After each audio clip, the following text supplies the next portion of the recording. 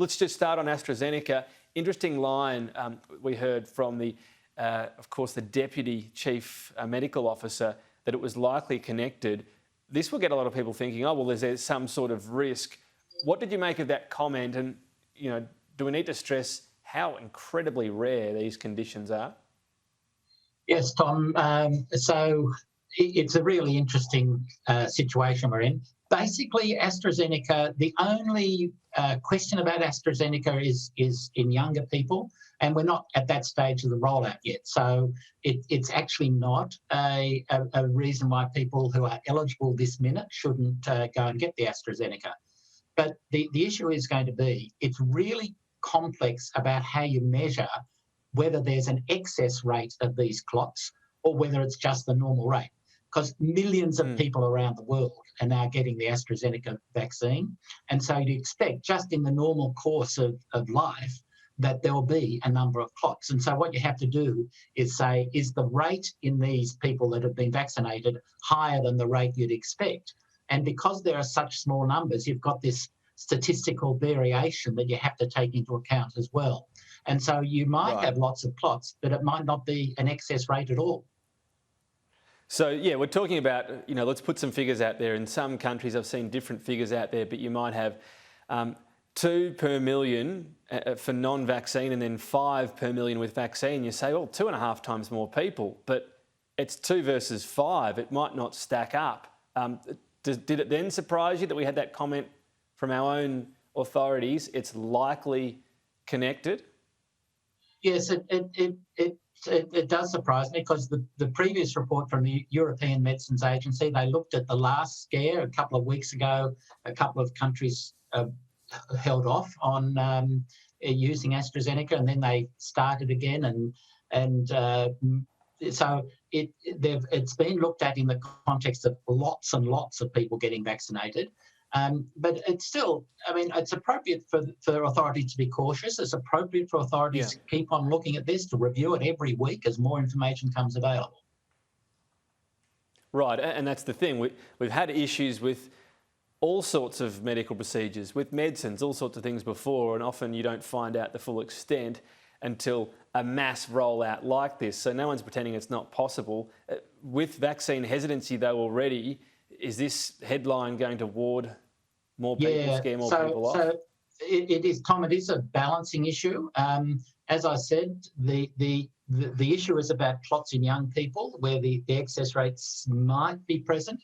But as I said, at the moment, we're still only vaccinating with AstraZeneca people over 70. So it's not an area of concern. The 2 countries that have restricted AstraZeneca, Germany and Canada, and one is restricting it to people over 55 and the other restricting it to people over 60. So it's not a concern at the moment for us, but we should be looking at the rollout, should be keeping a close eye on it, but not scaring the horses.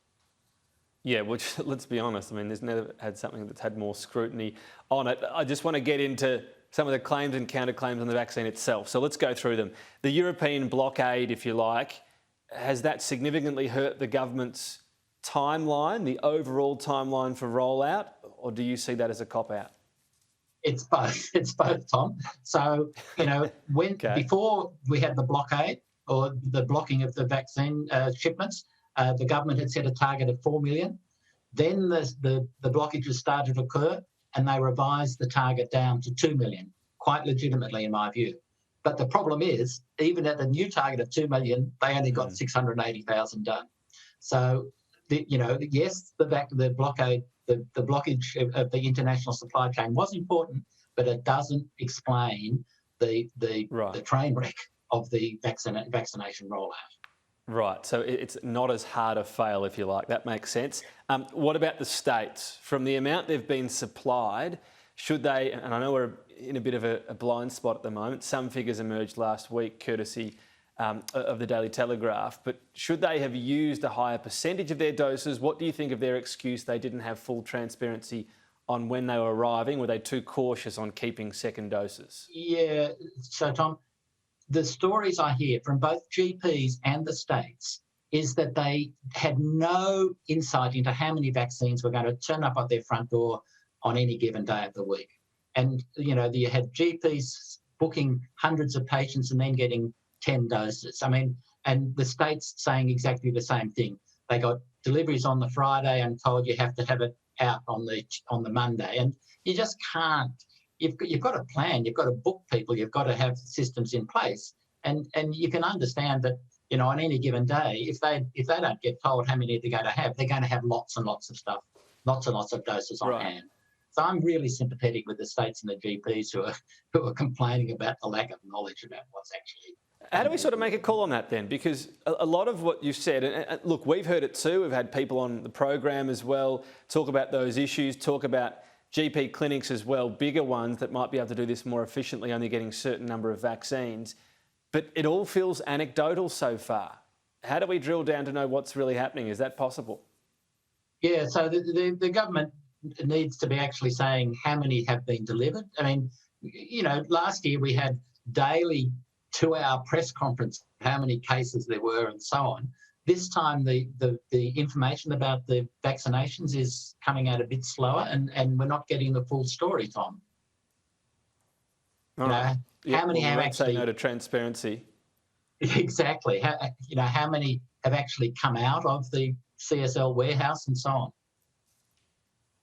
Just finally, the federal government, the final of our, we'll call this the fact-checking segment if you like, Stephen, is now saying, yes, it's keen to see states set up some of these bigger centres, that it will play an ongoing role in, the main part of the rollout, the masses, younger people, all the big cohorts, the millions and millions. So it says, of course, yeah, we always welcome this. Is that true, or is this becoming a bit of a plan B the federal government now needs? So, right from the start, the Commonwealth made it hard for the states to be involved. They offered a derisory price for how many per jab and so on. But the good news is they're now saying we've got to do something different, and that is really good, because we do need to do something different. And one of those things to be done differently is get the states involved and get those mass vaccination centres established. How do you feel overall just on the rollout? Do you think people should still have confidence? We might miss October, maybe not by too much. I can't see us getting first doses by October, Tom. The rollout is still easing up rather than escalating up. And so I think it's a long way off before we could be confident about October time. All right, fair enough. We'll keep checking in. Stephen Duckett, always appreciate your time. Thank you. Thanks, Tom.